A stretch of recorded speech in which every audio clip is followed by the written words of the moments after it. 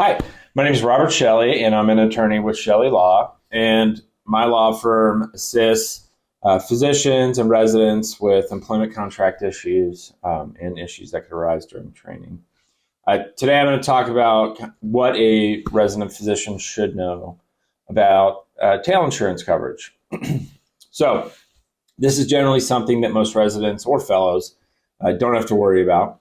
The program that you're training with or the facility, where you're providing all of the care, will always pay the underlying premium and potential tail insurance, which we'll get into. So usually it's when someone is coming out of training and they're signing their first employment agreement or independent contractor agreement is where a discussion is needed to kind of walk them through, the basics of medical malpractice for a physician. And so I'm going to just go through that now, and then we'll get into what tail coverage is and how it can affect the physician. So first, there are kind of three types of main coverages for a physician for medical malpractice. And so one, if you're with a big hospital network or hospital, many of them are self-insured, and essentially they set aside a big pot of money and then just pay the claims out of that. And in that scenario, the physician never has to pay the underlying premium, which is how much it costs to insure the physician on an annual basis, or if perhaps they utilize a claims-made policy, tail insurance as well. So if you're in that scenario, you're never going to have to pay for coverage. Now, in private practice, small physician-owned groups, this is where it becomes important for the physician. And so private practices, corporate-owned practices, whatever, they'll use two types of insurance. One is either claims-made, the other is called occurrence-based coverage. And so an occurrence-based policy simply means the malpractice event has to occur during the length of the policy. So tail insurance is completely unnecessary if you have an occurrence-based policy.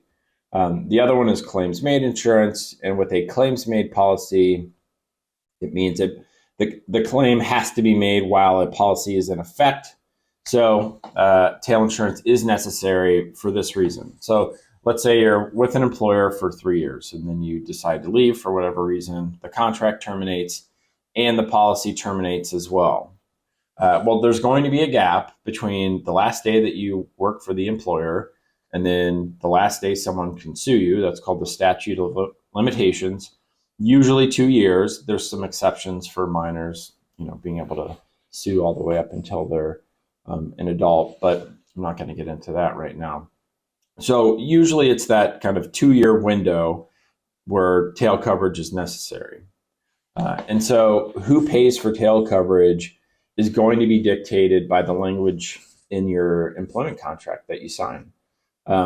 I'd say it's probably 75% of the time, if you're working for like a smaller physician-owned practice, that you will be responsible for paying for tail insurance after the contract is terminated. So let's kind of get into the details of that. So in the contract, it's going to state normally, and it should, whatever type of policy, if it is a claims-made policy, it will state who is responsible for paying for the tail insurance price. And then that policy has to be secured prior to the last day that you're working for the employer that you're leaving. So tail insurance is generally about twice what your annual premium is. And so the annual premium is just how much it costs to insure you on an annual basis. And it is completely specialty dependent upon how much it costs to insure you. And then it also has to take into account where you're practicing. Some states have caps on medical malpractice damages, and it's more physician friendly. And so the policy limits for the malpractice are lower, and then the potential awards for any kind of settlement is lower as well. And so it just won't be as expensive. But just taking everything, like the entire United States on average, let's say your family practice, probably around $6,000 a year. Whereas if you're in the surgical specialties, or even OBGYN and neurosurgery are kind of the two highest. And that could be, 20 to 30,000 a year, sometimes even higher for those that have been out a very long time. So the average, as I said, is about twice what your annual premium is. So let's just take that family practice example. You have a $6,000 annual premium. And so your tail cost is going to be around twice that, so $12,000. And that's a one-time payment. It's not like you have to pay $12,000 every single year until the statute of limitations runs. It's just a one-time payment that covers the entire gap. Now, it is up to the physician how long a tail policy that they get, unless it's dictated in the employment agreement how long it has to be. Some employment agreements will simply say it must be either an indefinite policy, meaning you're just covered forever and you don't have to worry about it, or it needs to be at least 3 years long or 5 years long, or it covers the statute of limitations in the state where you're practicing. You need to look at the intimate details of the language for medical malpractice, or usually it's called professional liability insurance, something like that, because it will dictate how long it needs to be. Now, how long should it be?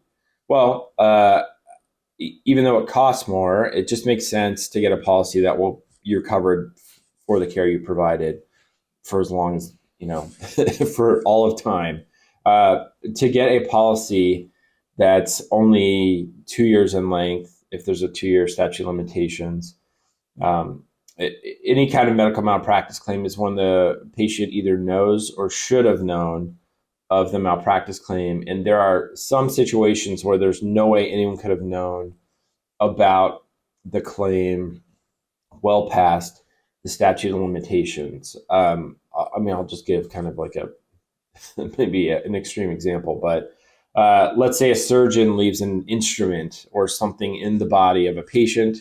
Maybe it didn't cause any harm, maybe it did, but no one knows that it was left in there until, who knows, an x-ray, or they were opened back up, years down the road for another procedure or something like that. Well, there's no way anyone could have known about it until, 5 years from then. And so that's when they would then have the 2-year statute of limitations to sue the physician.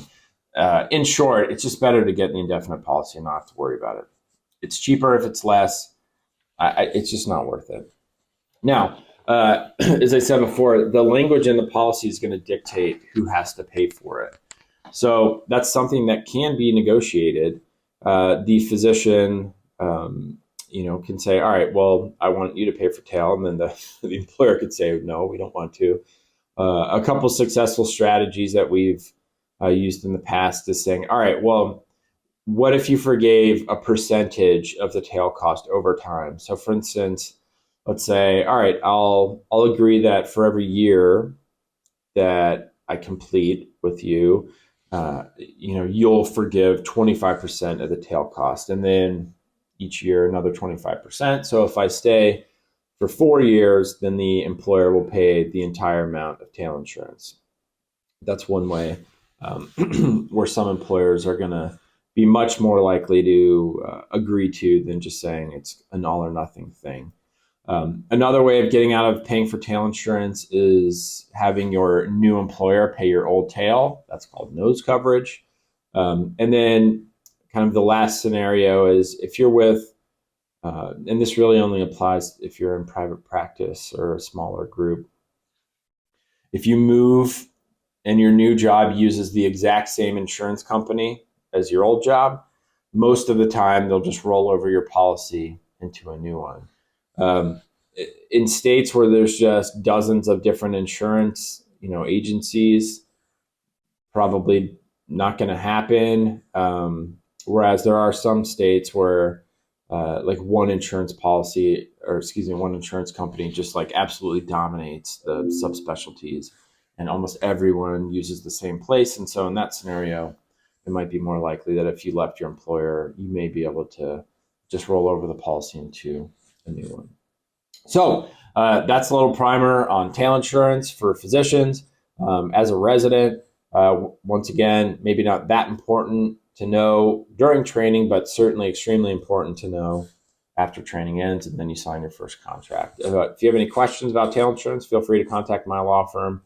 at the phone number listed below in the description. I would suggest I have a ton of videos on topics specifically for resident physicians. Those are in their residency, and then those that are transitioning out into their real professional career. I would suggest you look around some of the videos, and there might be a topic you're interested in. So anyway, appreciate you watching the video. Thanks.